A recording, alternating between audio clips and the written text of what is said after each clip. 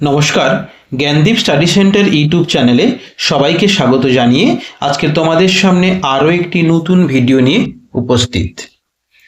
সুপ্রিয় ছাত্রছাত্রী, তোমরা যারা ওয়েস্ট বেঙ্গল বোর্ডে উচ্চ মাধ্যমিকে ক্লাস 12-এ 4th সেমিস্টারে পড়াশোনা করো, তোমাদের ইতিহাস বিষয়ে 2026 সালের যে লাস্ট মিনিট সাজেশন আমি আলোচনা করে দিয়েছিলাম, তার একটি গুরুত্বপূর্ণ প্রশ্ন, পঞ্চশীল নীতি বলতে কি বোঝায়, এই প্রশ্নটি উত্তর সম্পর্কে আমি আলোচনা করব। এই উত্তরটা বা এই প্রশ্নটা তোমাদের পরীক্ষায় অবশ্যই আসতে চলেছে, 3 অথবা 4 মার্কের পড়তে পারে। এই প্রশ্নটা তোমরা উত্তরপত্রগুলো খাতায় লিখে নিতে পারো কিংবা স্ক্রিনশট করে নিতে পারো। আর আমাদের এই ভিডিওটি ভালো লাগলে লাইক, কমেন্ট এবং শেয়ার করতে ভুলবে না। আর চ্যানেলে যারা নতুন এসেছো অবশ্যই চ্যানেলটাকে সাবস্ক্রাইব করে রাখবে, এবং এইরকম নতুন নতুন যে সমস্ত ইম্পর্টেন্ট প্রশ্নগুলো আসছে সেই প্রশ্নগুলো উত্তরপত্র আমরা একে একে আপলোড করতে থাকবো। অবশ্যই চ্যানেলটিকে সাবস্ক্রাইব করে রেখো। চলো কথা না বাড়িয়ে আমরা শুরু করি। স্ক্রিনের মধ্যে তোমরা দেখতে পাচ্ছ একটি গুরুত্বপূর্ণ প্রশ্ন তোমাদের 4th সেমিস্টারে, পঞ্চশীল নীতি বলতে কি বোঝায়। ইতিমধ্যে আমরা সাজেশন আপলোড করে দিয়েছি, তোমরা চ্যানেলে ভিজিট করে দেখতে পারো। পঞ্চশীল নীতি বলতে কি বোঝায়, 3 অথবা 4 মার্কে আসতে পারে। উত্তর, প্রথম যেটা দেওয়া রয়েছে ভূমিকা, ভারতের পররাষ্ট্রনীতির একটি প্রধান অঙ্গ ছিল শান্তিপূর্ণ সহাবস্থান। এই নীতি মেনেই 1954 খ্রিস্টাব্দে চীনের প্রধানমন্ত্রী চৌ এন লাই দ্বিতীয়বার ভারতে এলে ভারত ও চীনের মধ্যে সম্পর্ক নির্ধারণের জন্য 5টি নীতি স্থির হয়, যেটা ছিল 29 এপ্রিল, যা পঞ্চশীল নীতি নামে পরিচিত। নরম্যান্ডি পামার এর মতে এই নীতি এক অস্পষ্ট আদর্শের ওপর প্রতিষ্ঠিত, যা হয়তো পরবর্তীকালে ভিত্তিহীন বলে পরিগণিত হবে।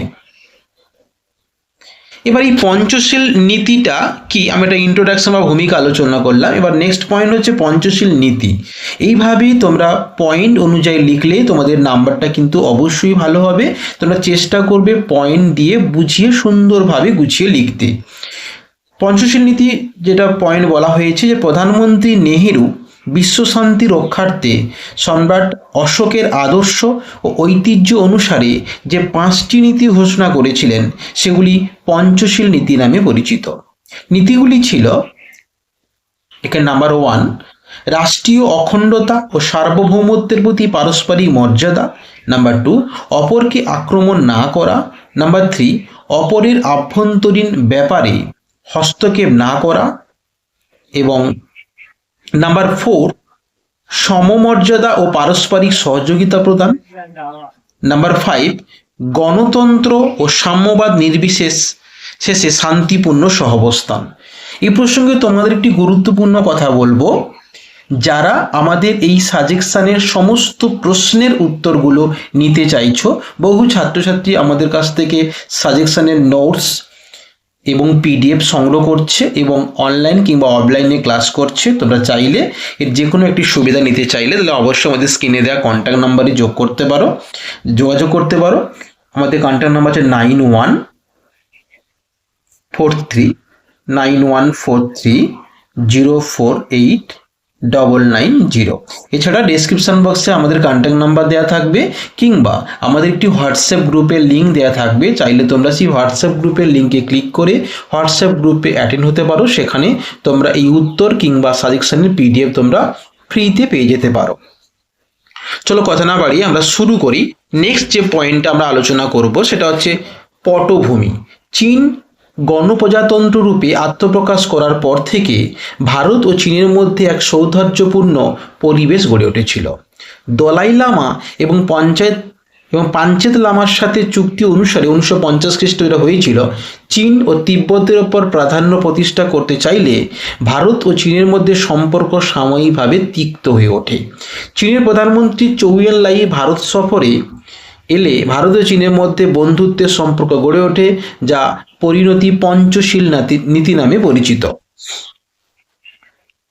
এবার এই যে প্রশ্নটা, এর একটি উপসংহার আমরা আলোচনা করে দিচ্ছি।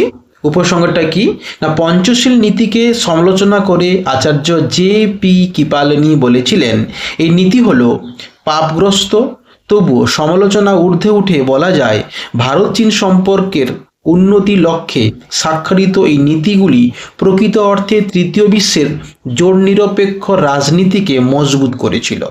পঞ্চশীল নীতির অর্থ ব্যাখ্যা প্রসঙ্গে জওহরলালের বক্তব্য